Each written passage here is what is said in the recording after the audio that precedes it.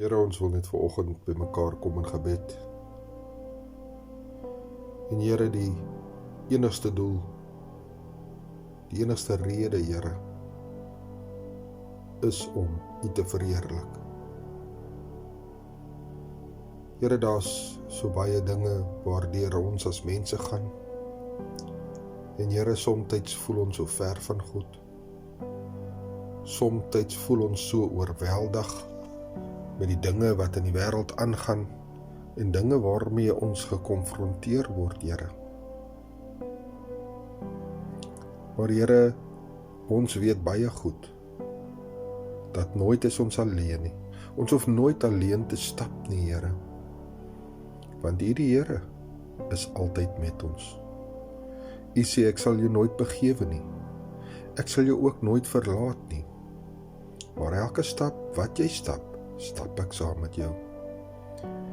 Here, ons weet dat U vaar op na die regterhand van God in die woord. Maar U sê, ek sal vir julle 'n trooster stuur, sodat julle nooit alleen sal wees nie. Daarom, Here, weet ons dat wanneer ons inner mens, ons inner hart, ons self oopmaak vir die Heilige Gees, die Gees van God, dit is wanneer ons restaurasie begin, wanneer ons bekeer in die Here Jesus Christus, ons kom tot inkeer soos die verlore seun, en ons besef in die huis van my Vader, dat ek nooit tekorte gehad nie.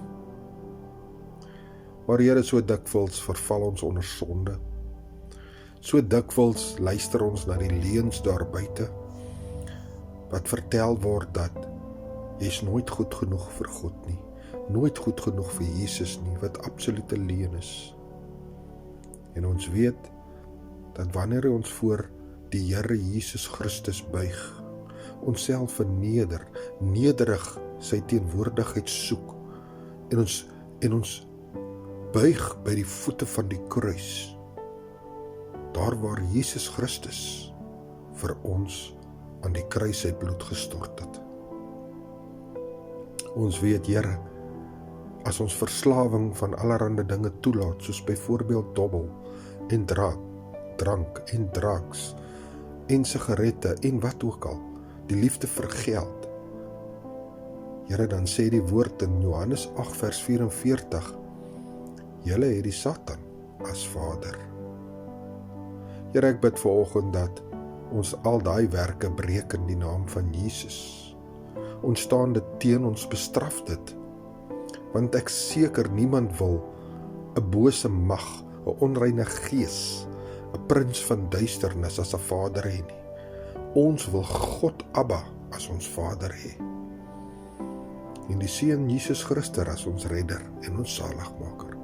Die Heilige Gees is die een wat ons in die moeilike tye die lig wys, deurneem, saggies in ons ore fluister, vir ons sê, daai is verkeerd, kom hierdie kant toe. Here, mag die woord vandag in elke ene wat luister, of het hy of het sy is, of het 'n oud of 'n jonk is. Here, maak nie saak wie dit is nie, mag die woord vandag in hulle harte ontkiem, Here. Here, dat hulle in hulle beurt ook die lig van Jesus Christus sal uitsaai, uitvertel, uitbely, en dat hulle sal waak en bid, Here. En dat ons daardeur God sal verheerlik in alles wat ons doen. Here, baie, baie dankie vir nog 'n dag, Here. Nog 'n dag om Jesus Christus aan almal daar buite moontlik te bely. By ons werksplek, waar ons in die dorp dalk inkopies doen, dit maak nie saak nie, Here. Miskien kuier ons net vandag by iemand.